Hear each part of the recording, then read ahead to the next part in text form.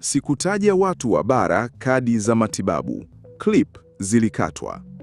Zanzibar, Kaimu Waziri wa Afya wa Serikali ya Mapinduzi ya Zanzibar, SMZ, Mheshimiwa Saada Mkuya Salum, ametoa ufafanuzi wa kina kufuatia mjadala mkali uliozuka mitandaoni, akisisitiza kuwa kauli yake kuhusu utaratibu mpya wa kadi ya matibabu haikuwalenga wala kuwataja wananchi kutoka Tanzania bara.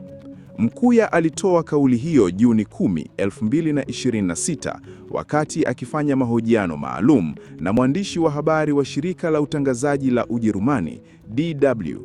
Hatua hiyo imekuja kufuatia taharuki na mijadala mbalimbali iliyoibuka baada ya kipande cha video clip cha majibu yake ndani ya Baraza la Wawakilishi kuanza kusambaa kwa kasi tangu Juni 9, 2026. Ukweli kuhusu clip zilizokatwa. Akizungumza kwa masikitiko kuhusu namna teknolojia inavyotumika vibaya, Waziri Mkuya alibainisha kuwa ujumbe wake ulipotoshwa kwa makusudi kwa kukatwa vipande ili kutengeneza taharuki isiyo na tija. Unajua, mara nyingine hizi clip zinakatwa kwa sababu ya maslahi ya mtu kutengeneza hoja ambayo yeye anaiona inafaa, lakini ukweli wa kilichopo ni kwamba kwanza mimi nilikuwa nikijibu hoja ya mheshimiwa mwakilishi fulani alipouliza kwamba kuna watu wamekwenda hospitali na wanarejeshwa kwa sababu hawajasajiliwa, alifafanua Waziri Mkuya. Waziri aliongeza kuwa muktadha mzima wa mjadala huo ulikuwa unahusu taratibu za ndani za uandikishaji na mfumo wa ugawaji wa kadi hizo za matibabu kwa wakaazi na si ubadiguzi wa kijiografia inavyovumishwa. Muktadha wa mjadala ndani ya Baraza la Wawakilishi. Mjadala huo ulianza rasmi Juni 9, 2026 wakati wa kikao cha Baraza la Wawakilishi ambapo changamoto za sekta ya afya na mifumo mipya ya kidijitali zilikuwa zikihojiwa.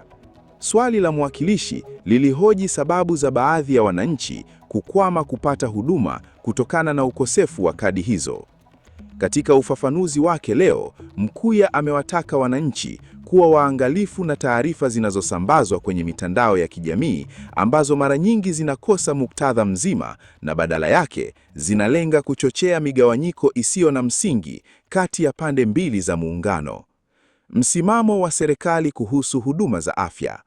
Wizara ya Afya Zanzibar imekuwa ikifanya maboresho makubwa ya mifumo ya TEHAMA ili kudhibiti utoaji wa dawa na huduma za matibabu hospitalini. Serikali imesisitiza kuwa mifumo hiyo inalenga kuongeza ufanisi kwa wote wanaofika kupata huduma bila kujali wanakotoka, mradi tu taratibu zilizowekwa za usajili zifuatwe. Hadi sasa, hali ya taharuki iliyokuwa imeanza kujitokeza inatarajiwa kutulia kufuatia ufafanuzi huu ulioweka wazi nia na muktadha halisi ya kauli ya serikali.